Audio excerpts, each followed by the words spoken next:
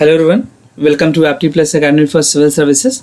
This is a video on daily topic-wise news analysis where we cover the news from two important newspapers, that is the Hindu and Indian Express. So let's get started with the topic first. Today is 14th of October and the first topic is a concentrated attack on RTI. So this is one of the important topics when it's come to the Right to Information Act. The second topic is World Economic Outlook 2020.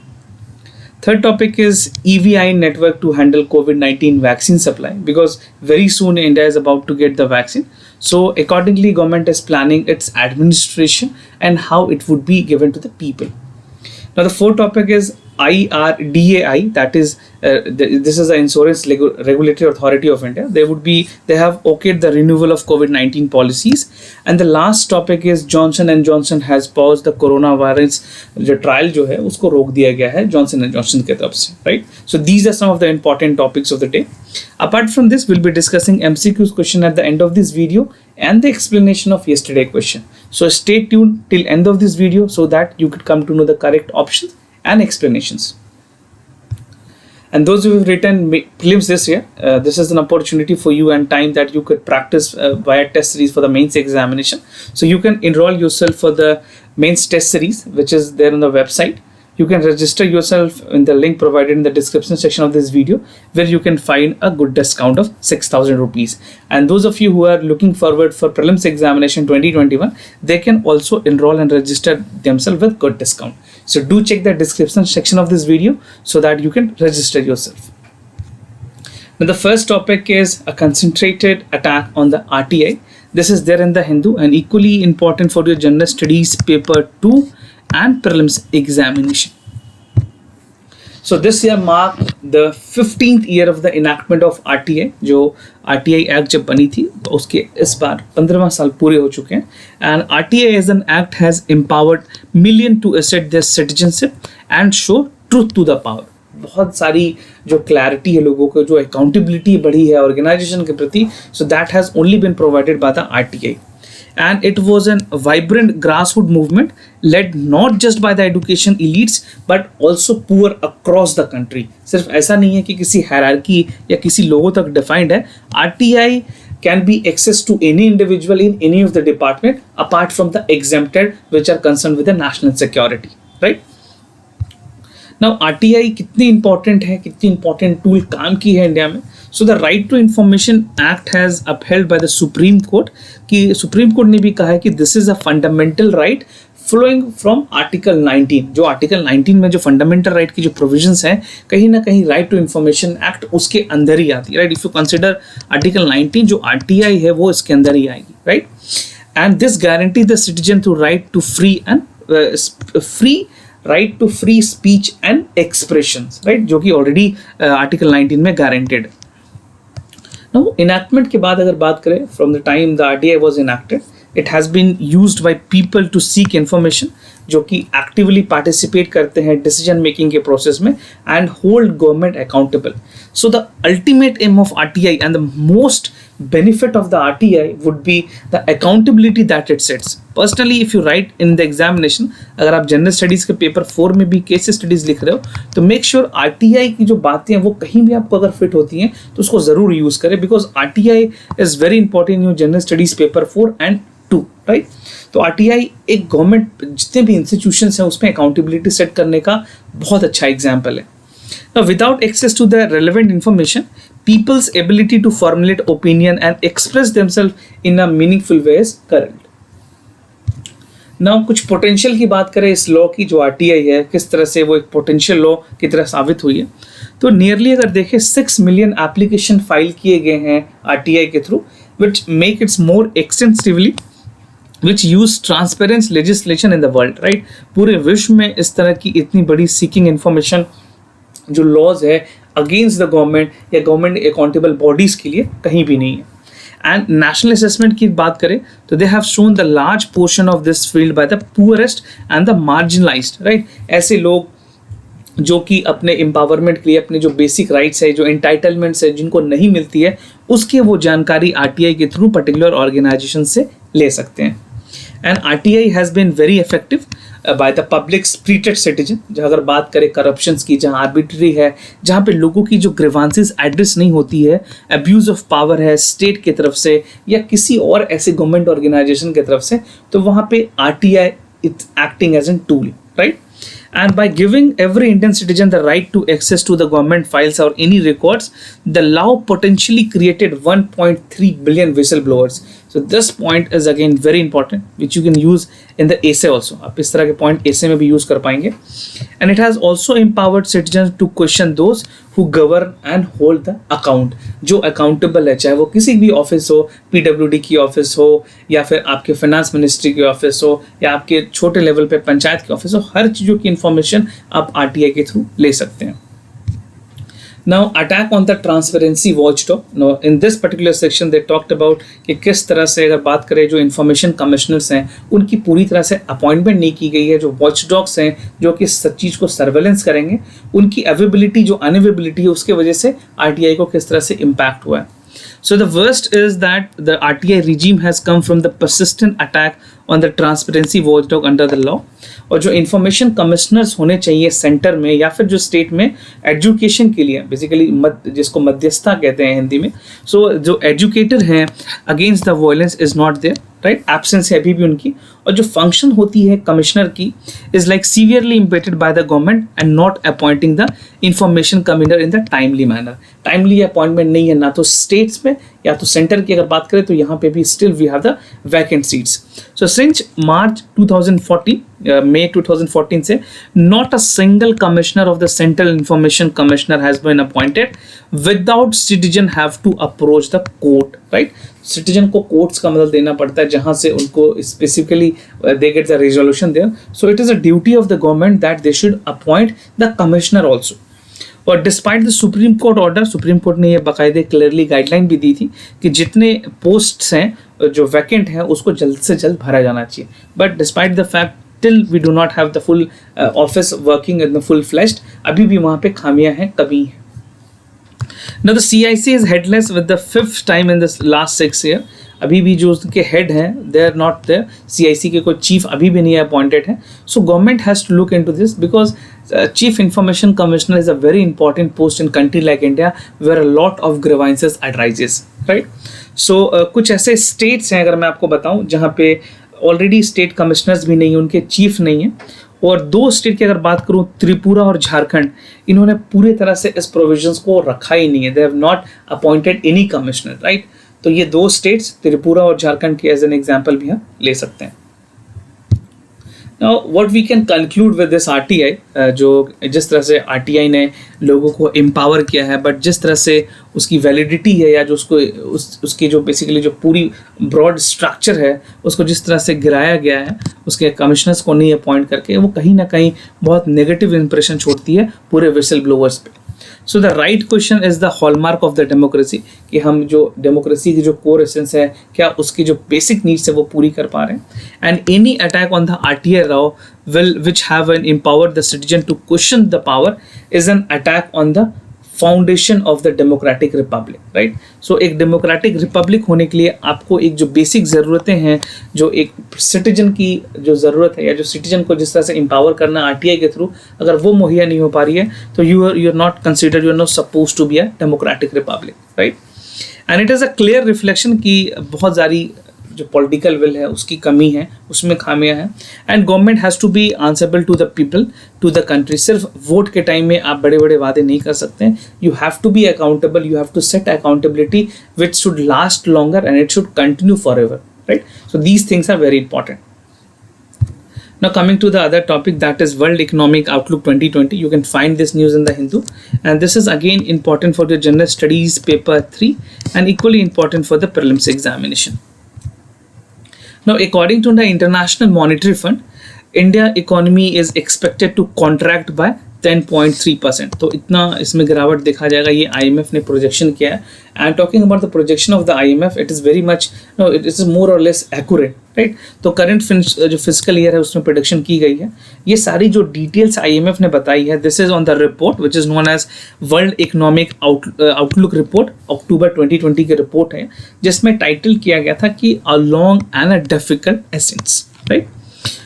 अगर global output की बात करें तो it would be shrink by 4.4% in 2020 and it is expected to bounce back by 8.8%. तो this is some of the positive basically जो predictions की गई है यहाँ पे पॉजिटिविटी ये है कि 8.8% से आगे नेक्स्ट ईयर में ग्रोथ देखी जा सकती है.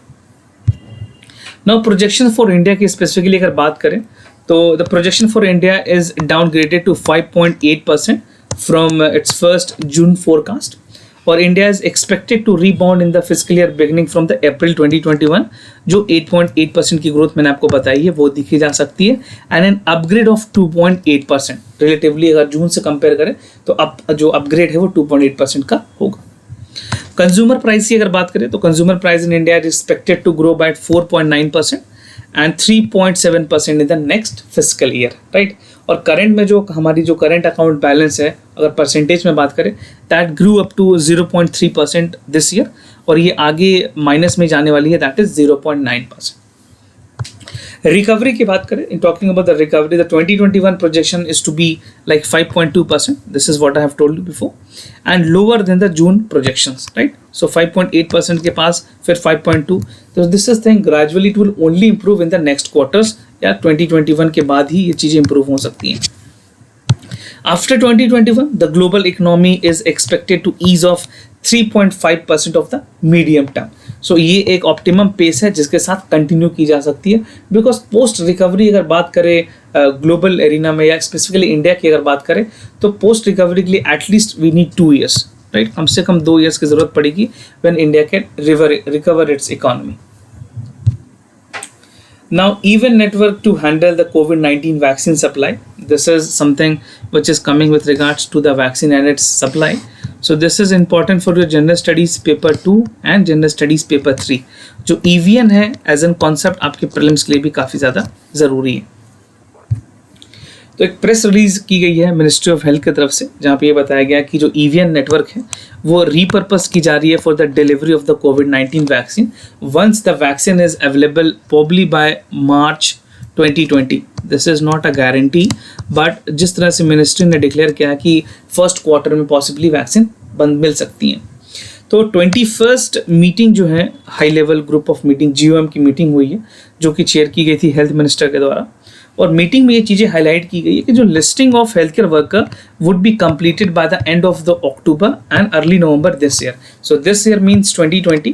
तो जो जिनको फर्स्ट वैक्सीन एडमिनिस्टर करनी है उनकी पूरी लिस्ट तैयार कर रही है government so that they could come to know which are the person who are most vulnerable and they should be first administered with the vaccine. Now identification task की अगर बात करें so the task of the identification worker first is the recalibration of the digital platform.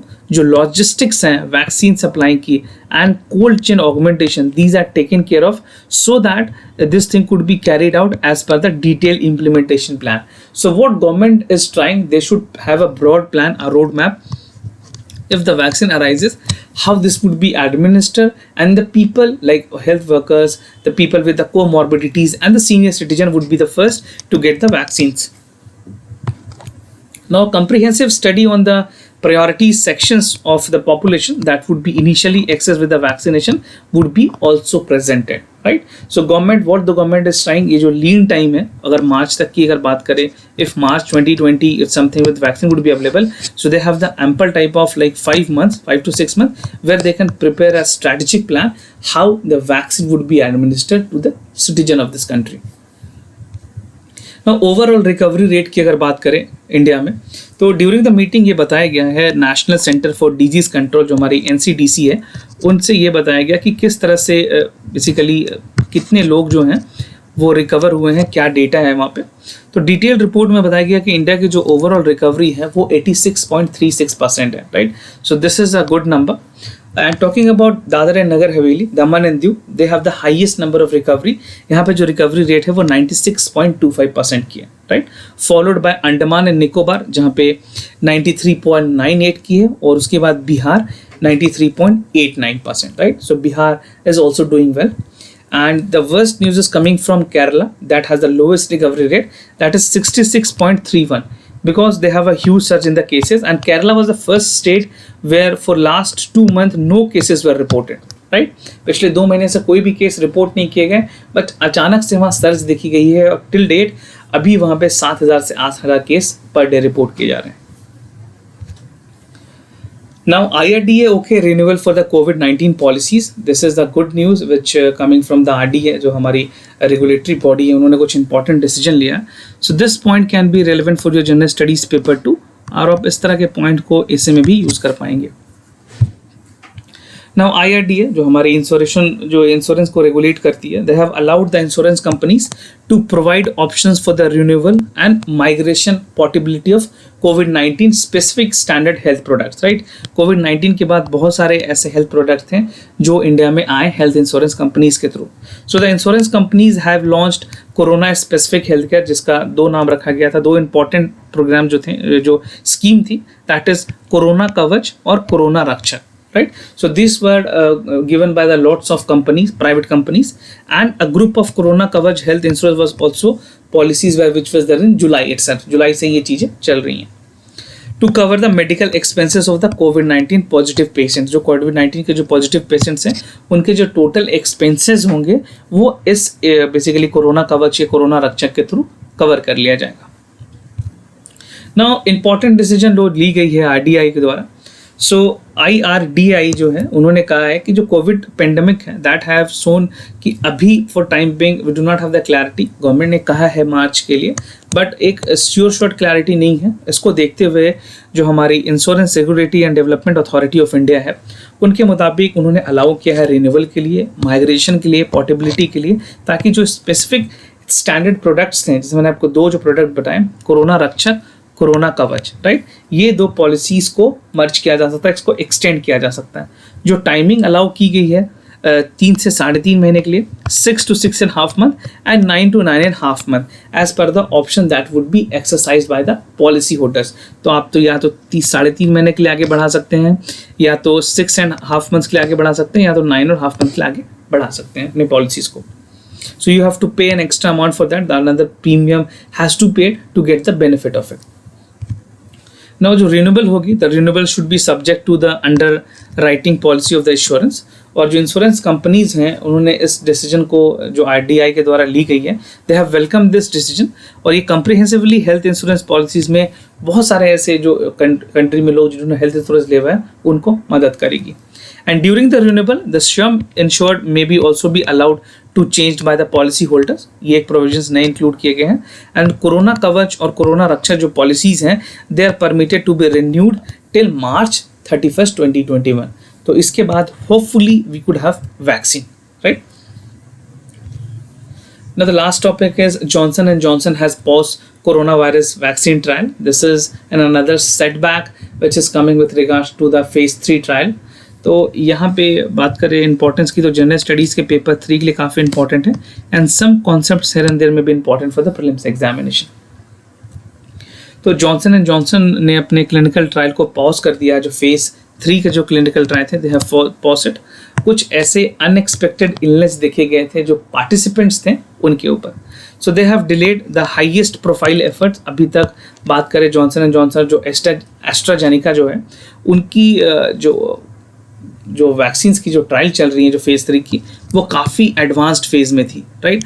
और अब जिस तरह से trial को रोक दिया गया, so it would again make a setback. फिर से उनको सारी चीज़ों को स्टार्ट करना होगा फेज़ 3 के नए ट्रायल्स को, so this would take another time, right. But India में बात करें, मैं आपको इंडिया के बारे में आगे बताऊँगा।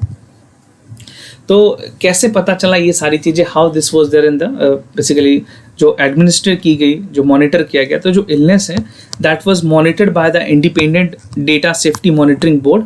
जो यूएस की जो group of clinical safety physicians हैं उन्होंने इसको मॉनिटर किया एंड दे सेड कि जो एक्सपेरिमेंट्स हैं वो अभी भी they are under questions, right. क्योंकि एस्ट्राजेनिका की जो लास्ट मंथ में उन्होंने अपने ट्रायल को पॉज किए थे, बिकॉज वहाँ पे भी एक ऐसे इंडिविजुअल थे जिनको नेगेटिव सिम्टम्स देखे गए थे। तो while AstraZeneca in Britain, Brazil, South Africa and India have resumed their services, US की बात करें तो still in hold because of the pending for the regulatory reviews। जब तक वहाँ पे FDA जो है, Foods and Drug Administration जो है, वो अलाउ नहीं करेगी, then the trials cannot start। और जो जॉनसन एंड जॉनसन और एस्ट्राजेनिका के जो वैक्सीन्स हैं, both based on so called the एंड्रीनो virus, और एक हार्मफुल मॉडिफाइड वायरस है जो इंस्ट्रक्ट करती है ह्यूमन सेल में to produce the vaccine proteins, right. But कुछ ऐसे पेशेंट्स हैं, कुछ ऐसे वॉलंटियर्स हैं जिनमें इसके नेगेटिव कॉन्सिक्वेंसेस देखे गए हैं। इसके बाद जो एक्सपर्ट कमेटी थी, जो independent data on safety monitoring committee है, उन्होंने इस पर फिलहाल के लिए रोक लगा दिया है, right. So this point is very important for you. Now coming to the answers of yesterday questions. So for the first question, the correct option here is A, that the statement 1 is correct, that the Pallava king who succeeded in the Cholakya king was a part of southern India and were the patron of art, painting and Kanchipuram temple, and they're patronized by the Pallavas king. The second statement है वो incorrect है. When the Pandava rose to the power, they too patronized arts, and Thirumapuram cave and the Jana cave in the Shtaval were some of the surviving examples. So this I have taken from the introduction of NCERT class 11. If you want to read more, you can refer this book. Now coming to the second question of the day, the correct option here is A, that the statement 1 is correct. The Charter of 1600 granted the East Indian Company the exclusive privileges of the trading through the Cape of Good Hope.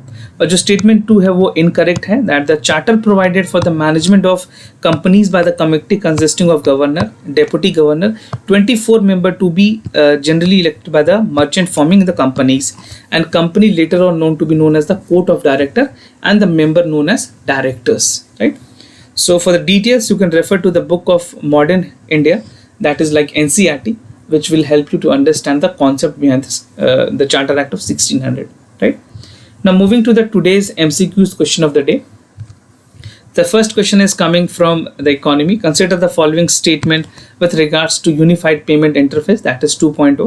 It allows customer to pre-authorize the transaction and pay on the later date, and it serve an additional channel to ease the overdraft account. So if you know this answer, do let me know your correct answer via comments down below. You can comment your answer by A, B, C, D. तो आप A, B, C, D लिख करके जो भी correct option है वो comment section में बता सकते हैं. Now the second question from the polity, consider the following statement. President can nominate 2 members to the Lok Sabha from the Anglo-Indian community, and money bill can be introduced in the parliament only with the prior recommendation of the president, right. So these are the 2 important statements from the Indian polity. You have to just write the options which is correct, A, B, C or D, and if you have any additional information, that also you can share with us, right. And those of you who are new to our channel, do not forget to subscribe Aptplus Academy for Civil Services on YouTube.